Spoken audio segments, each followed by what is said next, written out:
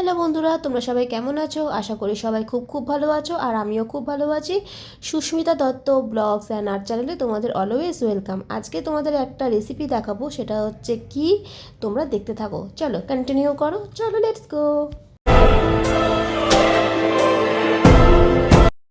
প্রথমে কড়াই গরম করে ডালিয়াকে ভালো মতন করে শুকনোভাবে ভেজে নিতে হবে, মানে হালকা লাল করে ভেজে নিতে হবে কড়াইতে। খুব ভালোভাবে ভেজে নিতে হবে এবং কন্টিনিউ নাড়িয়ে যেতে হবে, নইলে পুড়ে যাওয়ার সম্ভাবনা থাকে। তো তোমরা দেখতে থাকো এরপর কি তোমাদের দেখাতে চলেছি।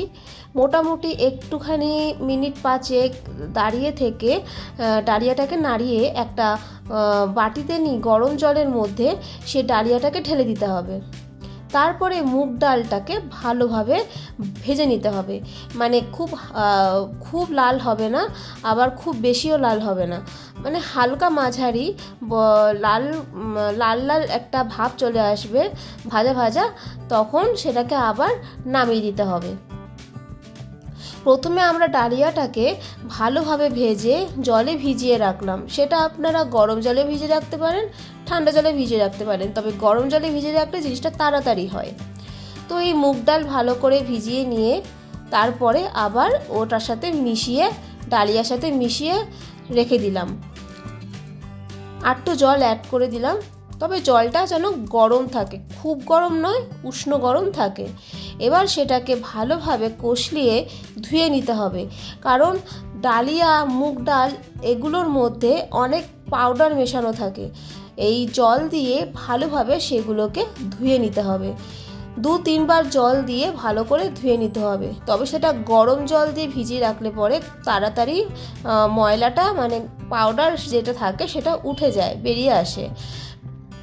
ঠান্ডা জল দিয়ে ধোয়া যাবে, তবে গরম জল দিয়ে ভিজিয়ে রাখলে পরে বেশি ভালো হয়। তারপর কড়াই গরম করে তেল দিয়ে দেওয়া হলো। আপনারা সাদা তেলেও করতে পারেন, তবে সর্ষে তেলেও করতে পারেন, কিন্তু সাদা তেলে করলে পরে বেশি ভালো হয়।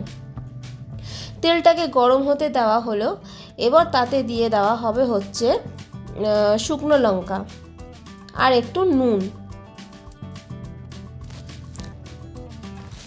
নুন দিয়ে দেওয়া হলো।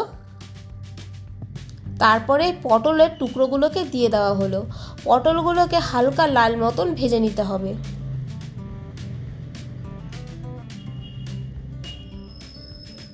খুব বেশি যেন লাল না হয়, হালকা লাল করে ভেজে নিতে হবে।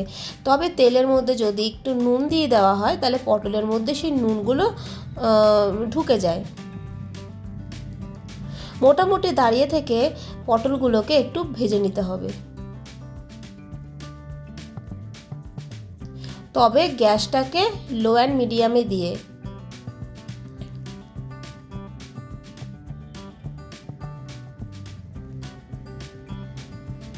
তারপরে 2 চিমটি হলুদ দিয়ে দিতে হবে। তবে আপনাদের পটলের পরিমাণ যতটুকু হবে ততটুকুই হলুদের পরিমাণটা যেন থাকে।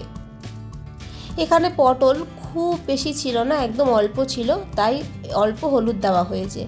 তারপরে বিনস দিয়ে দেওয়া হলো, তারপরে ক্যাপসিকাম দিয়ে দেওয়া হলো। এবার সেটাকে ভালোভাবে ভেজে নিতে হবে।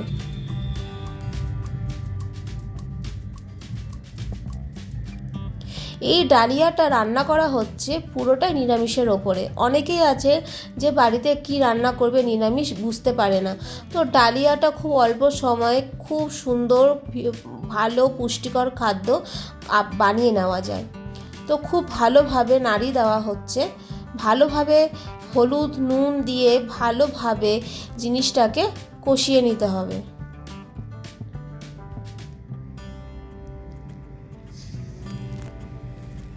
তারপরে মটরশুঁটিগুলোকে দিয়ে দেওয়া হলো।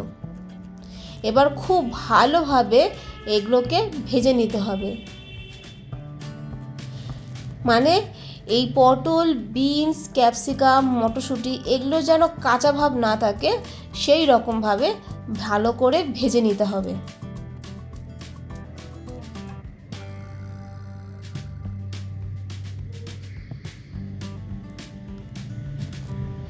বেশিক্ষণ সময় লাগে না, অল্প সময় লাগে। মোটামুটি দাঁড়িয়ে থেকে একটু ভেজে নিতে হবে, নিয়ে একটা পাত্রে সবগুলোকে তুলে নিতে হবে।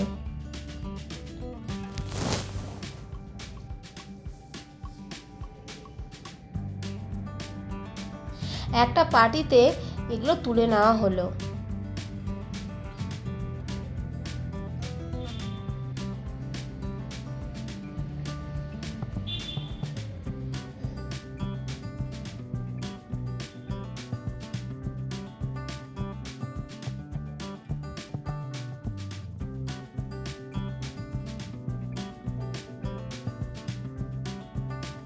এরপরে কড়াইতে 1 চামচ ঘি দিতে হবে ডালিয়ার ফ্লেভারটার জন্য। আপনাদের ডালিয়ার পরিমাণ যতটা থাকবে সেই পরিমাণ মতন আপনারা ঘি নিতে পারেন। তবে ডালিয়ার পরিমাণ খুব অল্প ছিল বলে অল্প করেই ঘি দেওয়া হয়েছে শুধুমাত্র ফ্লেভারের জন্য। ঘিয়ের সাথে অল্প করে সাদা তেল মিশিয়ে দিলে পরে ঘিয়ের ফ্লেভারটা আরও ভালো করে পাওয়া যায়। ভালো করে গরম করে নিতে হবে। ঘিয়ের সাথেই তেল গরম হয়ে যাওয়ার পরে দিয়ে দিতে হবে 2 টুকরো দারচিনি। এই দারচিনির আরেকটা ঘিয়ের সাথে অ্যাড করলে পরে একটা অন্যরকম ফ্লেভার হয়। ভালোভাবে নাড়িয়ে দেওয়ার পরে তেজপাতা, শুকনো লঙ্কা দিয়ে দিতে হবে। ভালো করে নাড়াতে হবে, তবে সবটাই মিডিয়াম আছে, নইলে পুড়ে যাওয়ার সম্ভাবনা থাকে। তারপরে দিয়ে দিতে হবে আদা কুচি বা আদা বাটা। খুব ভালো করে নাড়াতে হবে যাতে আদার কাঁচা গন্ধটা থেকে না যায়।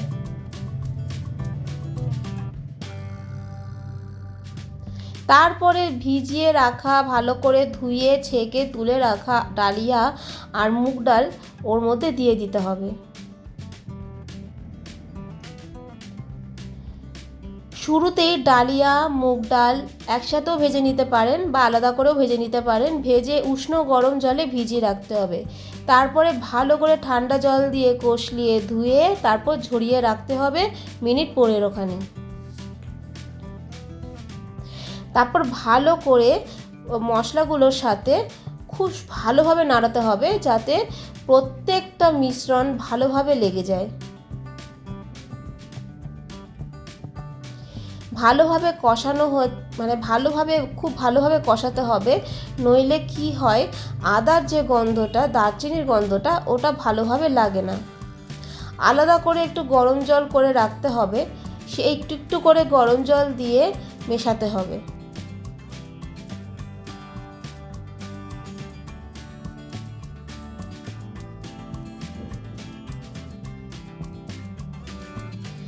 সামান্য নুন দিতে হবে, আপনারা স্বাদ মতন পরিমাণ মতন নুন নিয়ে নেবেন। তারপরে এই বাটিতে আলাদা করে ধনে গুঁড়ো, জিরে গুঁড়ো, লঙ্কার গুঁড়ো মিশিয়ে রাখতে হবে, যে মিশ্রণটা ডালিয়ার মধ্যে দেওয়া হলো। এবার সব কিছুকে একসঙ্গে ভালো করে নাড়াতে হবে।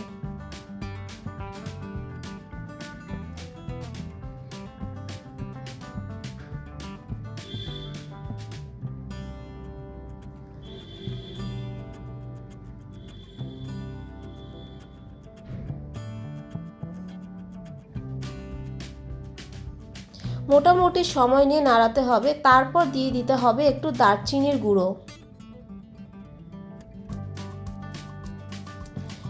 তারপরে দিয়ে দিতে হবে একটু গরম মশলার গুঁড়ো। এই দারচিনির গুঁড়ো আর গরম মশলার গুঁড়ো একসঙ্গে মিশালে একটা দারুণ ফ্লেভার হয়, যেটা ডালিয়ার জন্য যোগ্য। আর সেই ডালিয়া যদি নিরামিষ ডালিয়া হয়, অনেকেই আছে যারা পেঁয়াজ, আদা, রসুন দিয়ে করে থাকে, সেটাও এক ধরনের ভালো লাগে, কিন্তু নিরামিষ ডালিয়াটা সবথেকে বেশি ভালো লাগে যদি এইভাবে রান্না করা হয়। তারপরে আলাদা করে ভেজে রাখা পটল, ক্যাপসিকাম, মটরশুঁটি, বরবটি সবগুলোকে এবার সবজিগুলোকে মিশিয়ে দেওয়া হলো। এবার সবগুলোকে একসঙ্গে ভালো করে নাড়িয়ে চাড়িয়ে সবার সাথে সব মশলা লাগিয়ে ভালোভাবে নাড়তে হবে যাতে তলায় লেগে না যায়। গ্যাসের আঁচটা সবসময় মিডিয়ামের মধ্যে রাখতে হবে, একদম বাড়িয়ে রাখলে চলবে না, নইলে তলায় লেগে যেতে পারে, পুড়ে যেতে পারে এবং ডালিয়াটা নষ্ট হয়ে যেতে পারে।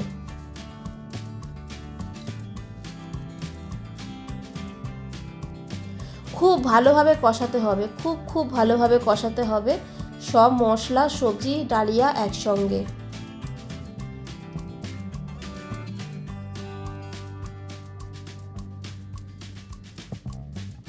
ডালিয়া অনেকেই অনেক রকমভাবে বানিয়ে থাকে, এক একজন এক এক রকমভাবে বানিয়ে থাকে, তবে এটাও এই পদ্ধতিতে করে খেয়ে দেখবেন, খুবই ভালো লাগে খেতে।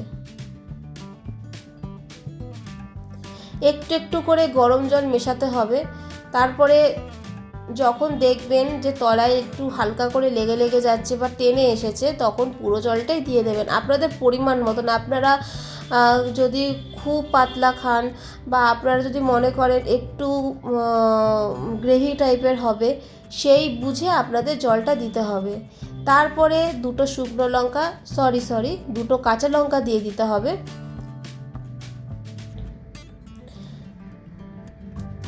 এবার আপনারা টেস্ট করে দেখবেন যে সেটা নুন কতটা লাগবে বা কিছু, সেই বুঝে পরিমাণ মতো নুন দেবেন। অনেকে মিষ্টি দেয়, কিন্তু এই ডালিয়াতে মিষ্টি ব্যবহার করিনি।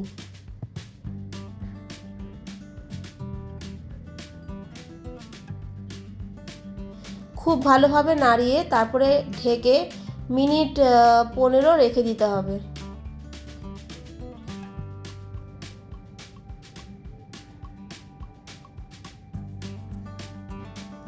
এরপরে নামিয়ে সার্ভ করতে হবে।